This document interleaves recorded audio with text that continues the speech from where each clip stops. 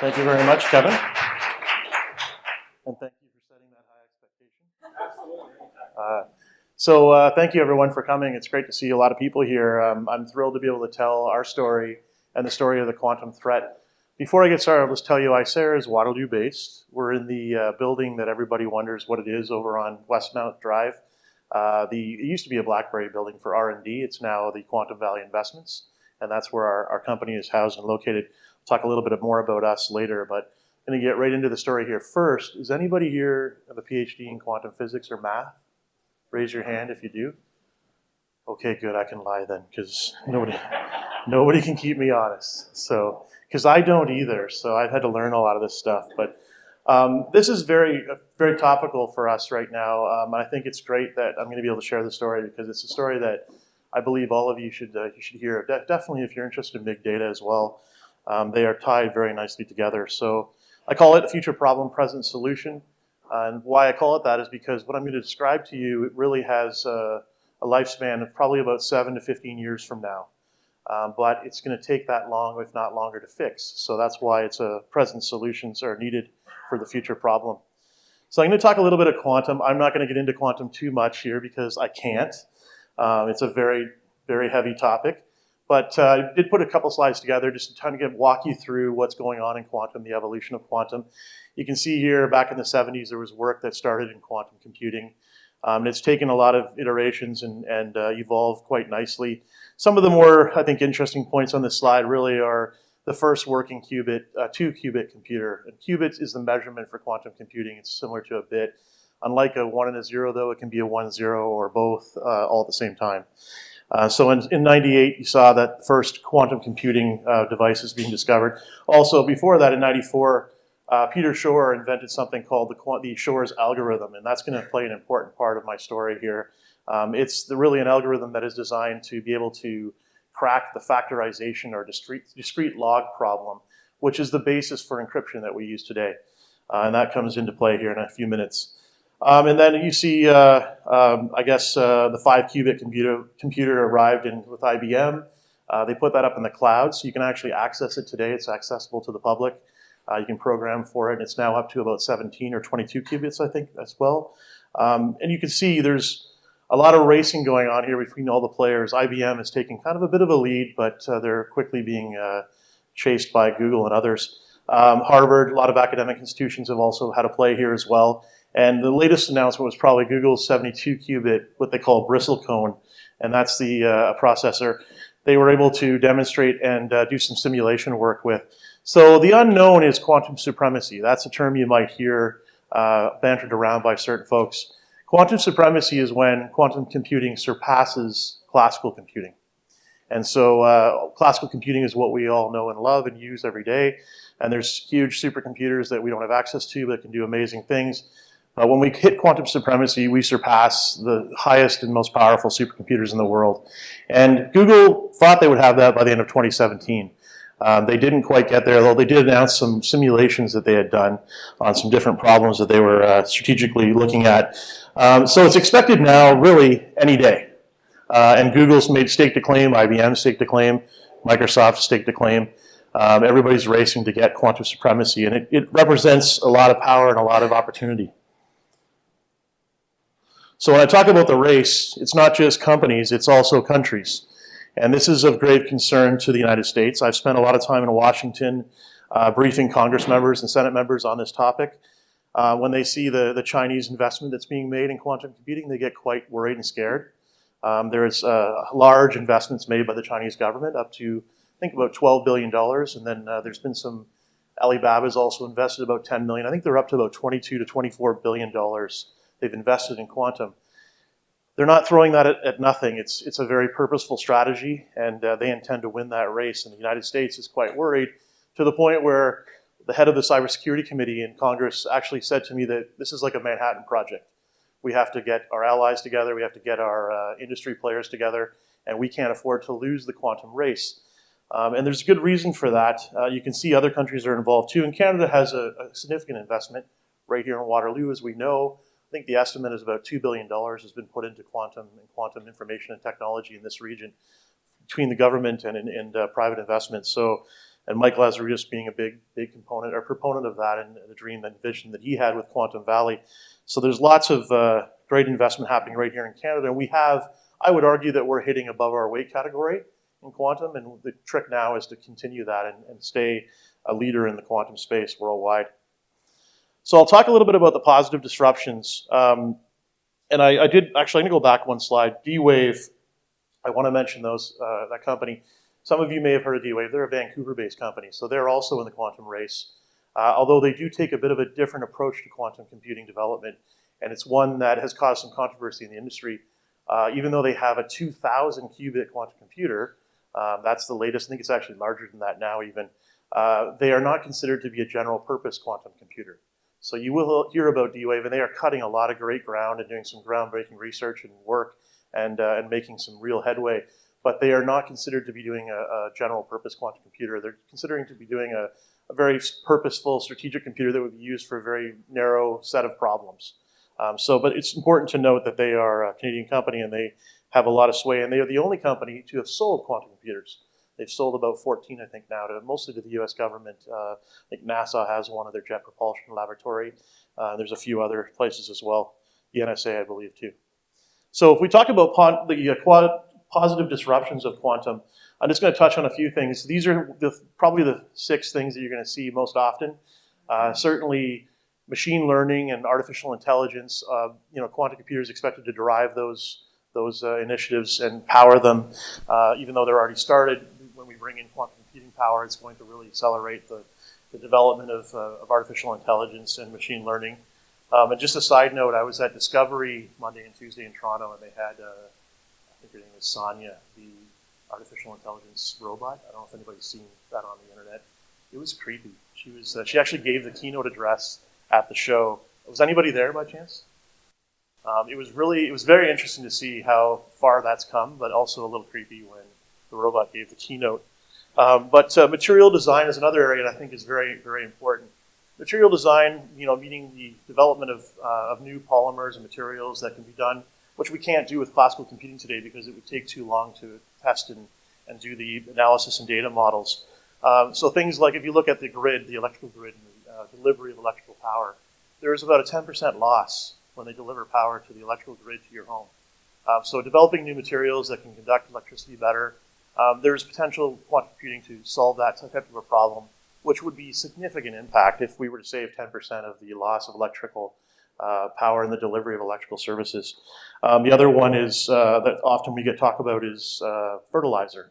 So I don't know if you realize, but 3% of the world's energy is used to develop fertilizer. That's a significant amount of energy. If we can make that more efficient. So they're using quantum computers to start aiming at problems like that, to figure out how to develop it faster, how to develop it more efficiently. And if we were able to solve that, that's, again, a significant impact on the amount of energy that's used in the world. Cryptography, I'm going to talk a little bit about that. Big data, which is relevant to you. I have a slide on that, so I'll get there in a second. Weather services, air traffic control, anywhere where there's a lot of unstructured data that needs to be sorted and organized, analyzed, it's going to have a major effect there. And of course, machine learning.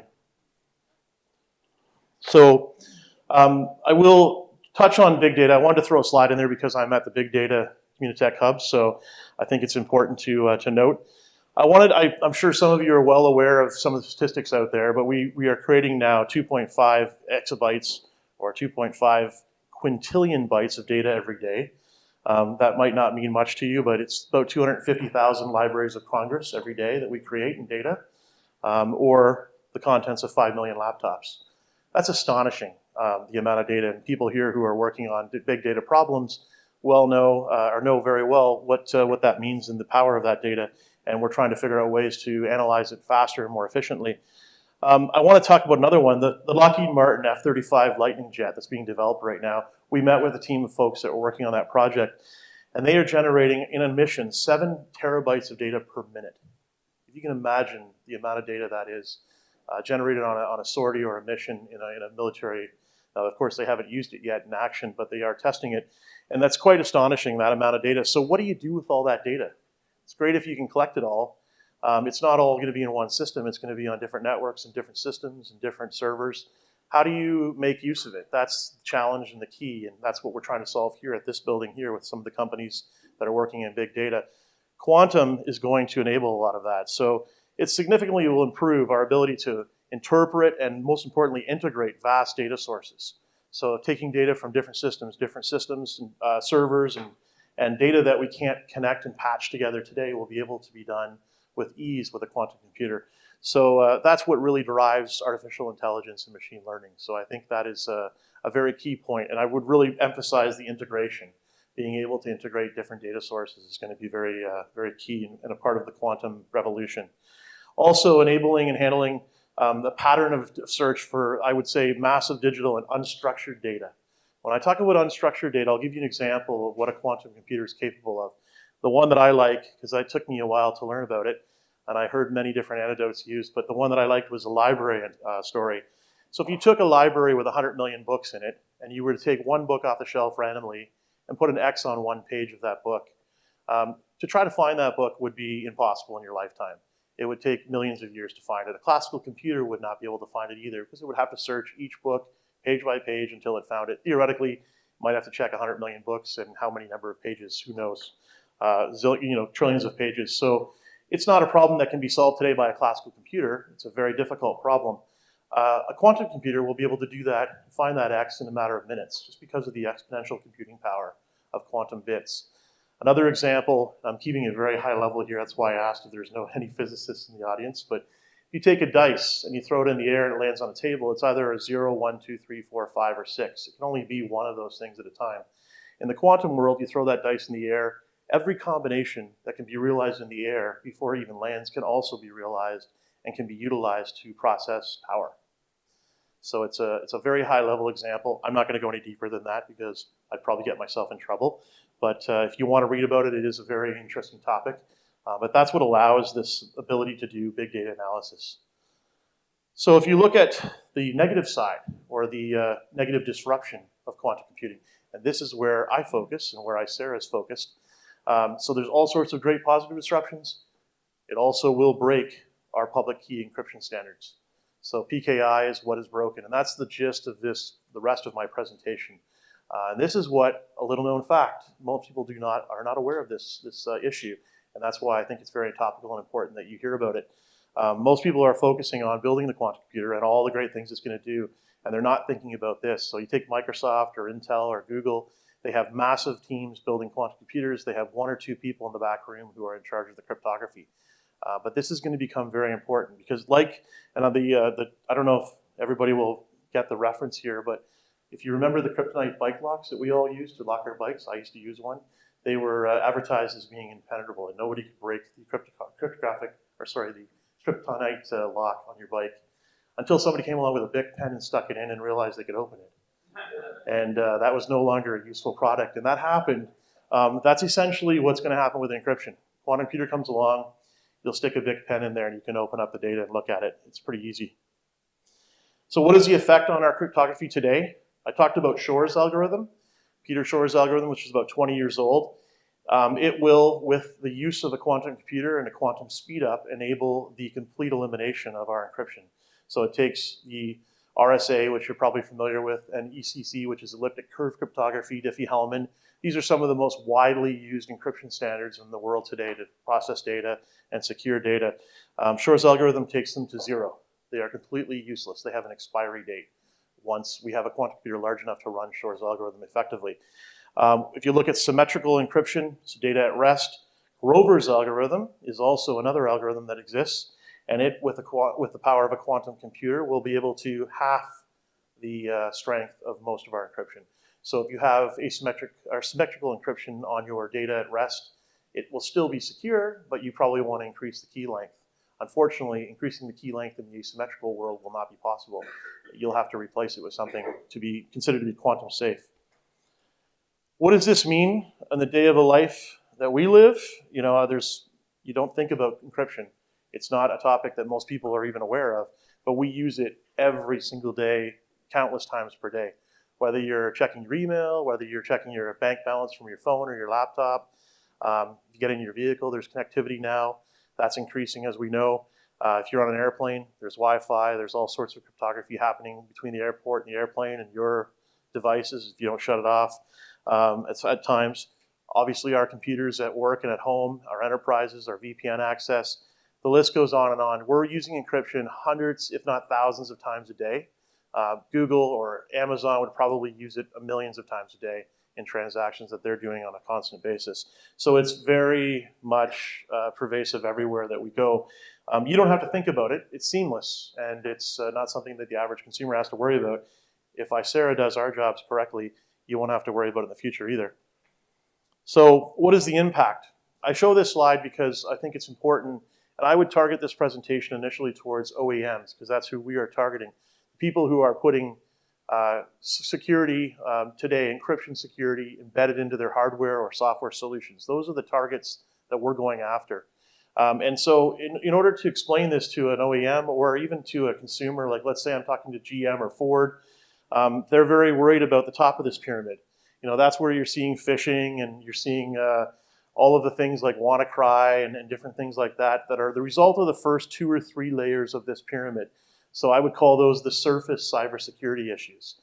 They're very impactful, as we know. We've seen the Equifax, we've seen all sorts of Target in the US, all sorts of great examples of cyber threats that have been successful. But these are things, you know, if you're telling people to make sure their passwords are updated, that's very important. But that's the top of the pyramid. If you're making sure that your administration of your equipment within your environment is done correctly, that's near the top of the pyramid. Of course, your architecture has to be set up properly by your IT staff. And the platform, you know, if you're using open source, there may be risks there. Or if you haven't got the latest patch on your platform or the latest fixes, those are important issues. But at the bottom of that pyramid is cryptography. And so we've relied on cryptography without any worries at all for years.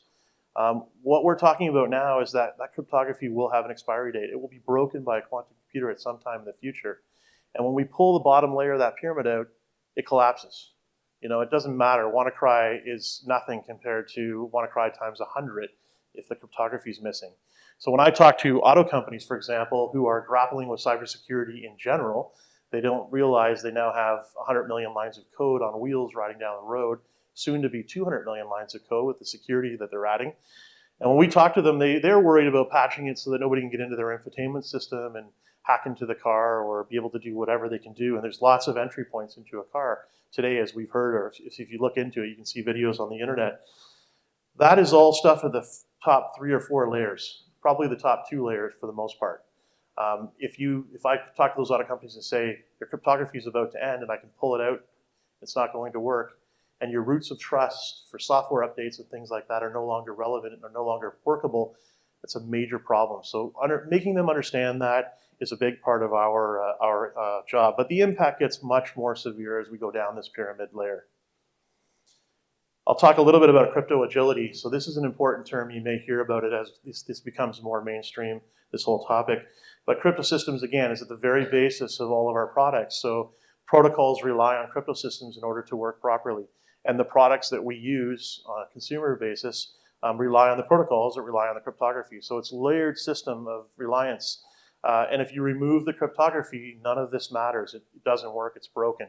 And that's really the problem. So the key is, as we start to migrate to quantum safe solutions, which is going to be something that I'll talk about and we have to start doing, we have to make sure that we have it in an agile environment so that we know that if standards get set and the algorithms that we choose don't end up being part of standards, then we need to be able to swap them out with ease and put the ones that we will find as part of our standards. And that's some work. I'll have a slide on that a little later on as well. But it's important that we're crypto agile as we move forward and evolve towards that quantum threat. So I talked a little bit about automotive. Our company is focused on government and automotive to start with. The reason for that is there's some criteria that we look at. The number 1 criteria would be, how long does it take you to develop a new product? Or how long does it take you to update a major feature set of your product? Take an automobile, that's a long period of time. So what we look at is we look at when is a quantum computer going to arrive that can break the cryptography. The average industry consensus is that it's going to take 7 to 15 years. That's based on things that we've heard academically. Even locally here, there's some professors that have said Michele Mosca is one of the leading minds in quantum computing. He said there's a 1 in 6 chance by 2026 that we'll see it broken. NIST and NSA and others have dropped dates, 2030, 2033. Some people have said you should be ready by this date. They might not, actually pin exactly when we'll see it happen. And nobody knows for sure because it requires a certain size of quantum computer, anywhere from, I've heard, 1,000 to 10,000 quantum qubits, stable quantum qubits, in order to solve that or break the factorization problem. So we call that the Y2Q range, years to quantum. So it's like Y2K, although we don't have an exact date, but like Y2K, it's a problem that's coming that we have to fix before it gets here. Very similar to YK, but what makes it very different is that we know mathematically with certainty what will happen when it does arrive at a certain size and it can power Shor's algorithm and Grover's algorithm. We know that it will break the cryptography for sure. So that's the difference. So if you look at this little animation that we've created, you can see the lifespan of a vehicle. I talked about the development cycle. So it takes 6 to 8 years to develop a new automobile. It takes 6 to 8 years to develop a major feature set within that automobile. So if I go to GM tomorrow and say, I need you to make your cars quantum safe, it's going to take them a minimum of 6 to 8 years to do that. The lifespan of a car is now 11 to 15 years. I presented this to VW and they corrected me and said theirs are 17 years. So I didn't agree, but I didn't say anything. But you can see here, if you look at the lifespan, you look at the development cycle, and then also the other consideration is, what is the cost to repair or recall vehicles? If I put a whole bunch of cars out on the road and I intend to send software updates to those cars like Tesla does, and all of a sudden they're vulnerable to a quantum computer, and I know that the Chinese or the Russians or the North Koreans or whoever might have a quantum computer that they can use as a nation state to cause problems, I have to recall and repair all those cars. It's not an over-the-air update. It's not a weekend fix. This is a real difficult fix. You have to bring it to the dealership. Somebody has to take a USB stick. They have to plug it in somewhere. You have to train all those people to do that. It's a costly fix. One of the more costly fixes that you'll find in the recall or repair industry. Critical infrastructure is another example. You put that out there, it sits out there for 40 years. You don't want to think about it. Having to send somebody out to every windmill or every electrical grid tower and have to repair it so that we can send encrypted data and encrypt that transmission is very, very difficult and hard to do. So you can see here, we use this slide to kind of really showcase why it's important to start this now. This is not a matter of if this is going to happen, it's a matter of when. And if you're in some of these areas where it takes a long time to develop, a long time life cycle, and a high cost to repair, you really should have started 3 or 4 years ago. We say the best time to start was 3 or 4 years ago. The second best time is today. If you're selling a cell phone, you don't need to worry about that. That takes 2 or 3 years to develop a new model. If my cell phone is quantum at risk, I throw it out and buy a quantum safe one for $1,000. Cars, military equipment, critical infrastructure, things like that are not as easily fixed or repaired. That is meaning that they need to start the work now, and that's where we're focused as a company. Whoops. There are 2 pathways to quantum safety. So getting into the solution now. The first pathway is quantum key distribution. You might hear about that. These are the 2 ways to solve this problem. Quantum key distribution is a physics approach, and that's where you have a photon entanglement between point A and point B, and I can send the public key across that entanglement safely. Why can I send it there safely? Because if anybody disrupts that or tries to steal that key or do anything to that transfer, I can see it immediately. Any disturbance at all will be immediately available to the people who are controlling it. So it's a very effective way of doing a key exchange, and that's really the problem that we have to solve, because quantum computers will be able to break that key exchange. So if I can set up a quantum entanglement, a photon entanglement between 2 points and send a key, that's a very successful way of doing it. That today is limited to about 100 kilometers terrestrial. It's been proven they can do an effective key exchange. There's a lot of work right over at the school over here, UW, where that is being worked on. There was an announcement last week about a big investment in UW to be able to use satellites to be able to do it. The Chinese actually beat us to the punch, unfortunately. I think we had the solution at UW. We've been waiting for several years to put it on a payload to go to space so we could prove a quantum key distribution will work with a satellite. Unfortunately, the Chinese beat us to it because we took too long, or the government took too long to get that sorted out. The Chinese have done a key exchange 1,200 kilometers using a satellite. So this has a lot of potential, but it's still very much in its infant stages. You won't see a quantum key distribution solution on my phone or on my car, or in some of my products that I use in my house anytime soon. But it's got future potential. The second way of just solving the problem is quantum safe cryptography. And that's where we're focused. Quantum safe cryptography is the math approach. So essentially, ISARA is a math company. We're taking quantum safe algorithms and we're making them very optimized and very efficient and easy to implement and install in OEM products. And that's the math approach. So you basically, at a very simple level, you can rip out the classical encryption that's used today and you can replace it with a quantum safe version of encryption that does exist. And I'll talk a little bit about that in a second. And that would be a complete swap out. It's quite easy to do, actually. We wouldn't recommend you do that because the classical encryption is still good for many, many years until we see a quantum computer that can break it. But what you might do today, and what we're seeing some customers now start to experiment with, we announced an announcement with Cisco a couple weeks ago. We're actually seeing hybrid approaches. So we're adding a quantum layer of encryption to the classical layer, so there's a dual layer of encryption. So you have an added protection, wall next to your classical encryption, which is a good way of doing it. The hybrid approach is one that is starting to be adopted by a lot of vendors and there's gaining interest in that very much. If you look at the new math, and this is where this gets very geeky and mathy, but I'm not taking you there, don't worry, because I couldn't. But the guys in my office and girls in my office, we have 9 PhDs on staff, several with math PhDs, several with quantum physics PhDs. And what they do is they have whiteboards all over the office with these different math algorithms that are out there, and they are trying to find shortcuts and optimizations and efficiencies to make them work. The 5 bases are hash-based, code-based, lattice-based, multivariate-based, and super singular Hasogeny-based. For those of you who are interested, the great bedtime reading. These are the math paths that can be used to solve quantum encryption and make quantum-resistant algorithms. They are, some of them are very old. Hash-based is over 40 years old, I believe. Some are very new, and some are being developed by people at the University of Waterloo. David Chow is one of the people who, I think, designed the super Hasogeny-based math derivative. So there's some great work being done at University of Waterloo, which has the largest math faculty in the world, for anybody who doesn't know. That's a really interesting fact. So these are the areas that are being used to go after this solution. And our toolkit, which I'll talk about in a little bit, called Radiate, has all 5 of these math variants. And they're good for different things. You know, if you're doing high quantity of transactions, so Amazon, for example, they might use a certain type of algorithm for their transactions. If you're signing software, you don't have to do that more than, maybe 100 times or whatever, you may use a hash-based signature. So the expertise that we bring to the table is to tell people which of these they should be using and how to use them efficiently. These are designed by mathematicians in a math lab. So when you're in a math lab with a professor and his students, you're worrying about making it pure. You're not worrying about how fast it takes to encrypt something on an IoT sensor. So if you take one of these raw out of the math lab and stick it on an IoT sensor and it takes 30 minutes to encrypt, it's not very useful. Our company takes that and makes it happen in milliseconds. And that's the magic that ISARA brings to the table. So I'm just going to use the automotive and talk a little bit about this.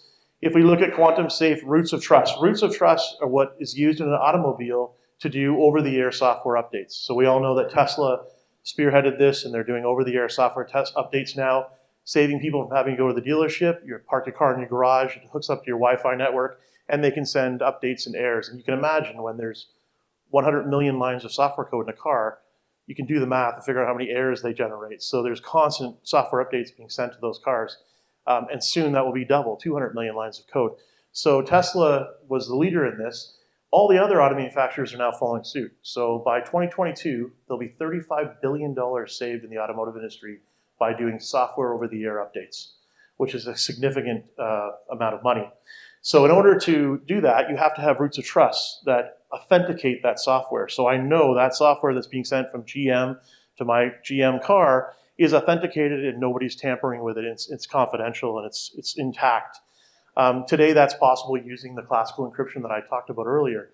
In the future, that's not going to be possible because those cars, as I said, will live on the road well beyond the Y2Q range I talked about earlier, putting them at risk so that my software update that I'm trying to authenticate could very much be in risk or be vulnerable to a quantum computer attack.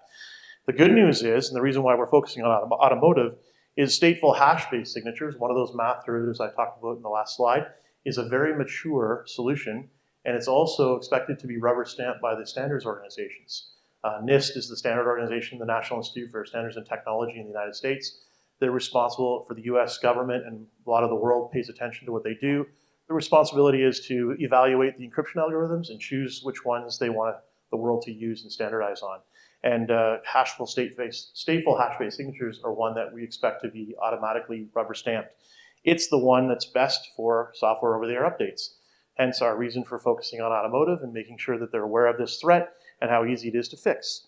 And so automotive companies really need to get on this now, and we're starting to finally see some breakthroughs. We've announced some things with a company called CSS, which does a full quantum safe stack using our quantum safe algorithms and encryption. That's been announced now. We've also done a deal with VW, so we're starting to do some proof of concept work with VW, which is exciting, and we have a lot of others that are in the hopper. So this is we found a way to do this efficiently, to manage the keys. Up to 1 million different keys can be used to sign software updates. It's a very ready solution that can be done today. If we're successful at doing it, it's going to be seamless. You're going to continue to not know or worry about when you use encryption. We don't think anybody should have to worry about it. It should be something you don't even think about every day when you use it, even though you're using it hundreds of times a day. We want to have no impact on the end user experience. So if we get to the OEMs, if we get to the government, or anybody who's using encryption directly, if we get there soon, we will be able to solve the problem quickly and not have to affect any of the end users that are using those products. I'll talk quickly about standards. I think it's important to note that when I go out and talk to vendors or automotive companies or the US government, we do a lot of work with the US Department of Defense and some of the 3-letter agencies. When I go and talk to them, the first thing they're going to ask me is, what are the standards? What standard is your stuff standardized? There are no established standards yet. The work is being done. We were very lucky to have Marc Thiessen. I don't know if anyone knows Marc. He's been around this community for quite a while. He's on the board of Perimeter Institute. He's our COO, and he was actually the person who developed and designed the R&D building that we exist in today for BlackBerry. He was brought in to do very deep research and R&D at BlackBerry. Unfortunately, he never got that off the ground before BlackBerry declined. But Marc is an expert in standards. He is one of the authors of many of the GSM standards that we use. Your cell phone works all around the world. You can thank Marc Thiessen for a lot of the work that he did. He is one of the people who has the patience to work with standards organizations, so we're very thrilled to have him on our team. He is the chair of the working group on quantum cryptography at ETSI in Europe, which is the European Standards Organization, very world-renowned, and they're working on implementation standards for quantum cryptography. We're very lucky to have him chair that because the membership in that group is quite significant. Google, IBM, big players, and we have a driver's seat there. So very important and very purposeful strategy that we deploy with Marc. And he's working through these standards organizations to make sure that no one company controls it, except for ISARA, of course. We are looking at some of the standards you'll see here. One of the most important one would be X9, which is used in the financial industry. We want to make sure that these standards are well deployed. And as they start to evolve and get finalized, we want to make sure that our product evolves with it. And our algorithms are part of those standards. And some of them already are, so we're very pleased about that work. A little bit about ISARA before I wrap up and allow for some Q&A. I've already talked a little bit about it. We have 35 folks over here in Waterloo and 1 person in Alberta. We have 9 PhDs. There's a mix of quantum physics and mathematics PhDs. Started 3 years ago. Our funding comes from Quantum Valley Investments. We're actually in the process of going through a second round of funding. We're starting that work now and hope to get that complete soon. Lots of interest. I think what sets us apart is the fact that a lot of us have gray hair. We've been around quite a while, and I, for example, worked at BlackBerry for 14 years. My role was sales into the government for the most part internationally. Early on, I handled all of the US government sales, so I have a very good, wide network of contacts within the US Department of Defense and the US government and federal government, and that has been very helpful to all of us. We have over 26 of us, I believe, if not maybe a few more, are ex-BlackBerry. So this is very much an unofficial spinoff of BlackBerry. And we, the founders of this company, Scott Totsky and Mike K. Brown, were the 2 guys that developed the security module for BlackBerry. So their work was what really made BlackBerry famous for being secure. At the time when it was a popular product, that was one of the reasons why it was used in government and widely. So we have a lot of experience building cryptographic solutions in a constrained space. And that's where a lot of our background comes from. We were the first, as I mentioned, to get involved in the standards and run some of the standards groups, so we're very proud of that. I would also say that we learned from BlackBerry experiences. So when we took BlackBerry software and tried to sell it into government, we had to get it FIPS certified and all sorts of certifications like common criteria in order to sell it successfully into the Department of Defense. We had to take that product, which was never built with that in mind, and back it out and try to figure out how to do that. With ISARA, we started from day one building this so it can be certified for government use. It's very high grade quality of code that we write. And we had the Five Eye Nations actually do an audit of it, and we got glowing recommendations. So we're very proud of the high level of standard in our code that we've got into our solution. Also, we have a very strong IP strategy. One of the IPs, or the intellectual property that I'll talk about, is something called the ability to have hybrid certificates. So in the US Department of Defense, they use smart cards, which have their cryptography credentials on the card. Allows you to get into a building, allows you to open your computer, and allows you to sign messages with your encryption certificate. There's 3.5 million users in the US Department of Defense, and they are using these cards. If I'm going to make that whole PKI environment quantum safe, I have to basically rebuild it and start from scratch, which is a massive expense, logistical nightmare. We have some IP that allows you to put both classical and quantum encryptions on the same smart card, which would save the government hundreds of millions of dollars. And that's part of what we're working on is PKI migration. So migrating the PKI, the corporate networks, so that all the corporate employees can access their networks and not have to worry about quantum computers attack. Last thing I would say is, obviously you know about the research and development that happens here in Waterloo Region Perimeter Institute. We're a proud part of the Quantum Valley investment ecosystem. I think that we've got a healthy mix of gray hair, and I say millennials and people who have created millennials in our office. So it's a good mix of folks, and we have a great team. And the last slide I'm going to talk about is just our products and services, because probably some of you are wondering how we make money. Today we make money from contract research. We started with, our first customer was the NCSC in the UK, which is the equivalent to the NSA in the United States, or CSE here. They came to our offices day 2 of our incorporation, because we knew them and they knew that we started something, so they came to find out what it was. And we've done some contract research for those folks, and also the US and Canada. We're just in the process now of starting our first proof of concept. So I mentioned VW. We've got about 5 or 6 that are lined up to begin in the next few months. We're really excited about that. And that's really the next step that these companies will have to take, because they have to start that testing now and proof of concept work so that they are ready for implementation when that finally happens. And then we also do custom implementation services. So you can license our toolkit, and it is as I said, 5 quantum resistant algorithms. They're not algorithms that we designed. They're industry recognized algorithms. We took them and made them efficient, added implementation tools and optimization to them, and make it very easy for OEMs to start implementing quantum safe solutions. Instead of having to hire 9 PhDs, they can license our stuff, and we do it for them very easily. So we're really at a point where we want to clear the path for quantum safe solutions. We're the largest company focused on post-quantum cryptography in the world, with 35 folks, and we're continuing to move forward. We're proud to be from Canada and Waterloo, and we think that Canada has an opportunity to be the leaders in solving this problem, which is a problem the whole world has to work on and solve, and they have to start doing it now. So we have an unofficial slogan that is, we're here to save the world. And we don't use that in marketing. My marketing lady, Andrea back there, is giving me the glare. So that's it. I welcome you to visit our website and join us on social media, the different things that we do. We're very proud to be able to finally kind of, not come out of stealth mode, we did that a while ago, but to do that here in Waterloo and share the story with you. So I'll welcome any questions if anybody has any.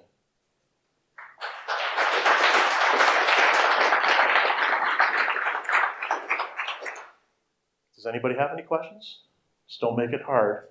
Yes? Yeah, when we went through the Y2K experience, looking at that with this challenge. That's a great question. The question was about Y2K and why some people feel that Y2K was a giant waste of money and overblown, if I'll use my words to describe what you said, overblown issue, and really was probably way out of context, and we spent a lot of money trying to fix it, and people argued that it wasn't necessary, but I think your argument was that that money prevented it from happening.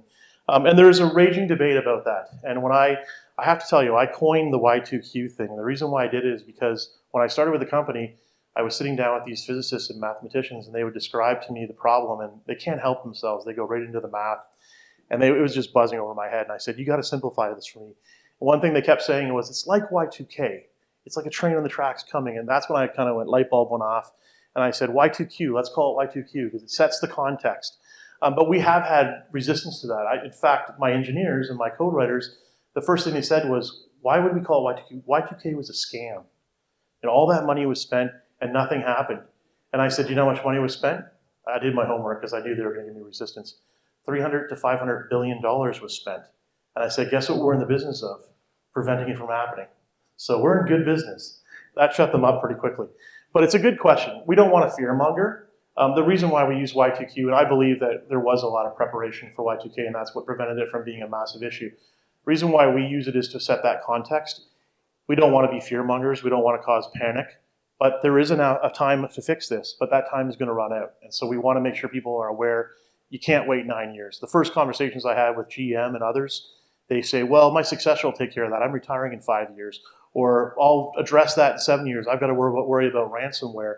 The point is they can't afford to wait. Some of these critical infrastructure, automobiles, government, they're going to take 20 years to fix this. So they have to start now. We use that for that context. But I think typically people realize that it's a real issue. And it's unlike Y2K, we know with certainty what will happen. It's just a matter of when. So hopefully that answers your question. Are there any other questions? Yes? Good question. So can you just repeat the IoT blockchain? Yep. And blockchain? Okay. So yeah, we often hear about blockchain being the next savior in cybersecurity. And it does have incredible benefits that I don't need to wax poetically about up here. But what you need to understand is that blockchain uses PKI at its base. So it is also vulnerable to quantum computer attack, unless they use quantum resistant algorithms. There is a company called Quantum Resistant Ledger that's out there claiming to have a quantum resistant blockchain. You'll see this become a bigger issue as this starts to become more mainstream. And I'm very happy to say that this issue I talked about is starting to hit the mainstream press now. We've had articles in the Wall Street Journal. The work that we've done in Washington, updating senators and Congress members on this problem, they've now written letters to editors, the Wired magazine, and other outlets to try to raise the profile. They're very worried about it, so we're riding along with that.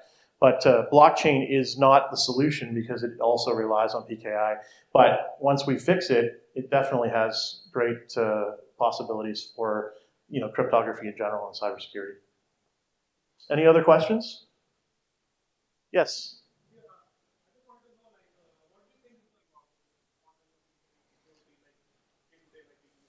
That's a great question. The question was, will quantum computing, I think you're saying, replace classical computing or encompass it, and kind of, will we be using quantum computers in our home? Really is probably what you're getting to. And that's a question that we get asked quite often. The answer is no. It's not going to replace classical computer. And I had a slide in here that showed a horse running down the beach along with the Wright brothers plane flying.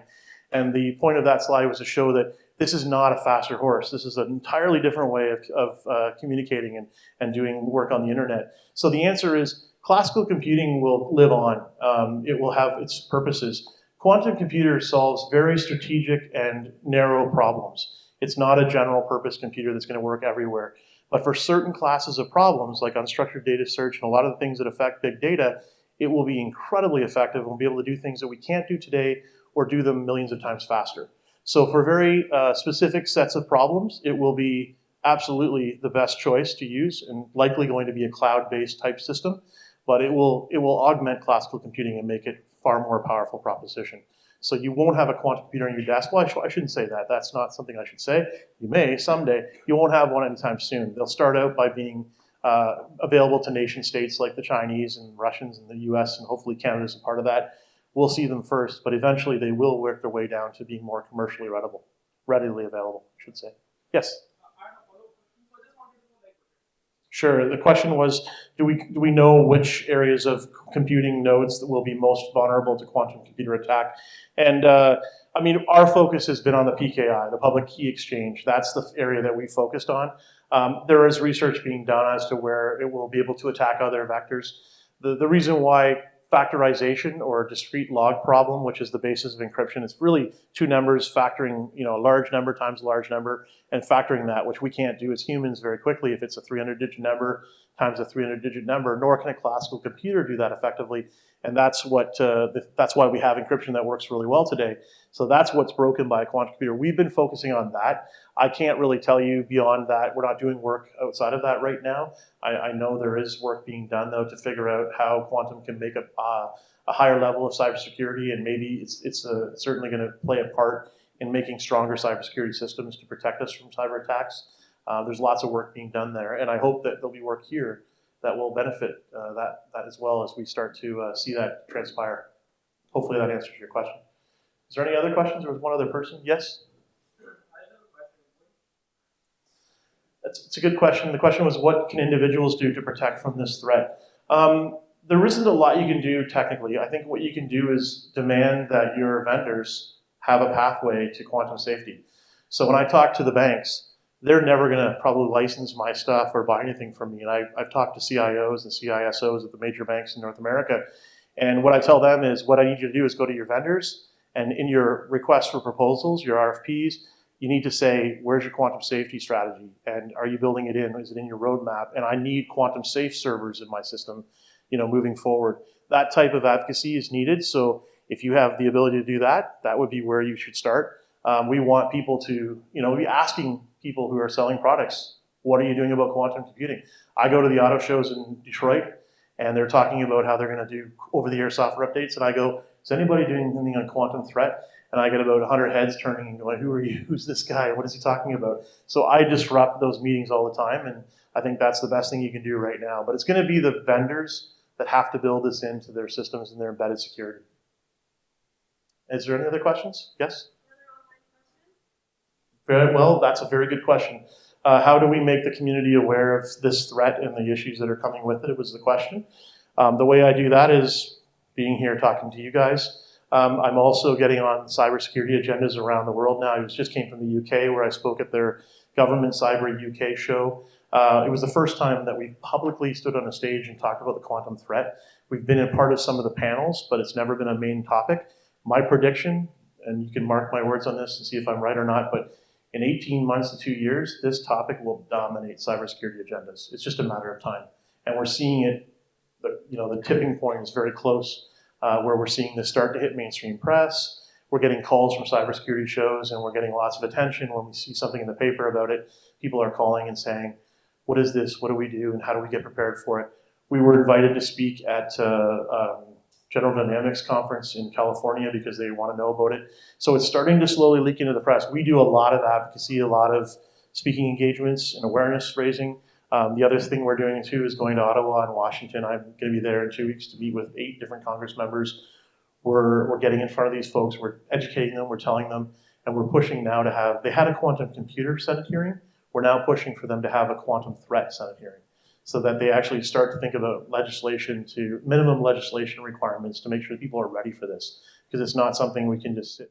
Sure, the question was, how do we juggle open source and proprietary development? It's a good question. And I just want to reiterate, all of the algorithms that we have in our Radiate toolkit are open standards algorithms. But as I mentioned, they are not designed for use in the real world. So the magic, or the reason why you license it, is because we can optimize it. We have a team of 9 PhDs and people to do that research and coding and all the work that you would have to do if you were trying to do it on your own. But that's going to be a challenge moving forward, because some people will want to use open source on their own and do it themselves. This is not an easy thing to fix, though. This is a far more in-depth technical problem to fix than it is in a lot of the technical problems that people face in the cybersecurity world. So that's an evolving strategy for us, but we have a window right now where we can establish ourselves as the world leaders. We think that we are at this point. We want to try to hold that position and start getting some people to license that toolkit. We're getting a lot of success with big players. We announced the Cisco announcement just a little while ago. And we've got a lot of other good stuff, and you can see it on our website and our social media. So it's definitely a concern and part of our strategy for sure. So I think, is there one other question? Yes? The threat, you mean? So the question was, have we already seen the threat? I hope not, because if we have, then this is all for naught. Because that's unlike most cybersecurity companies who like Equifax leaks because they can go and sell their products to everybody. If there's a leak in my world, it's over. The Chinese have this computer. They have access to all sorts of positive things they can do that we can't do, from material design, all the things I talked about. And they also have a massive espionage capability that we don't have. So a success in the quantum computer space to break the discrete log or factorization problem is a disaster. And it would cause pandemonium. I mean, everything we have would be open data. And I want to mention one point, because you raised that question. Harvest and decrypt is something you might hear about. I didn't mention it, and I should have. The governments are very worried. Why we're focused on government is because we know that our data is being stolen today. We've seen lots of examples of that data being interrupted and stolen in elections and whatnot. And it happens, every government's probably involved in data theft and corporate espionage. We know it continues to happen. That data is useless if it's encrypted with the classical encryption that we use today.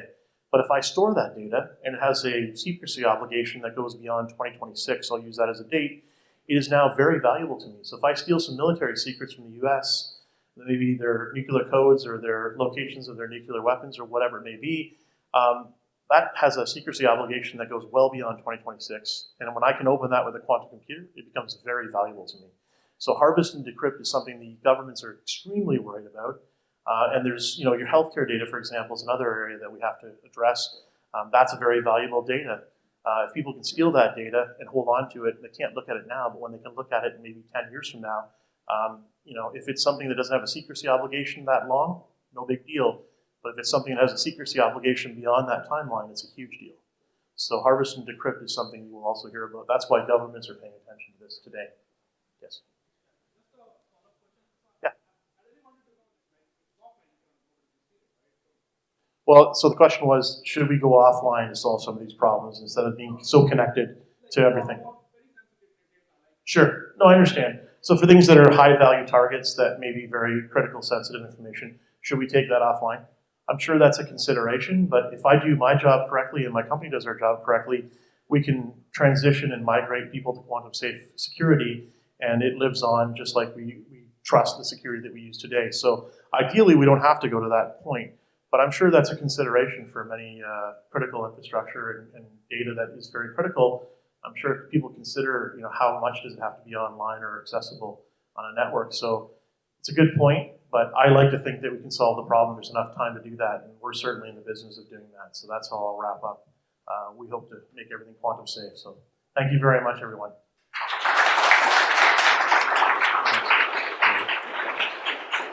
Thanks, Paul. And we've got a little gift here. Oh, thank you. A small token of our appreciation. Thank you very much. Thank you very much. And hopefully we reset some expectations about Y2Q. Are we allowed to use that? Yeah, sure. Yeah. Fantastic. And you're going to change the world. We are saving it. I didn't set the expectation too high. You did. But hopefully you've enjoyed the Data Hub sessions and sign up. So thank you very much. Paul, you'll be able to stick around for a few Absolutely, minutes. yeah. So if anybody has other conversations or questions for Paul, he's going to be around for a few minutes. Have a great afternoon. Thank you very much for coming.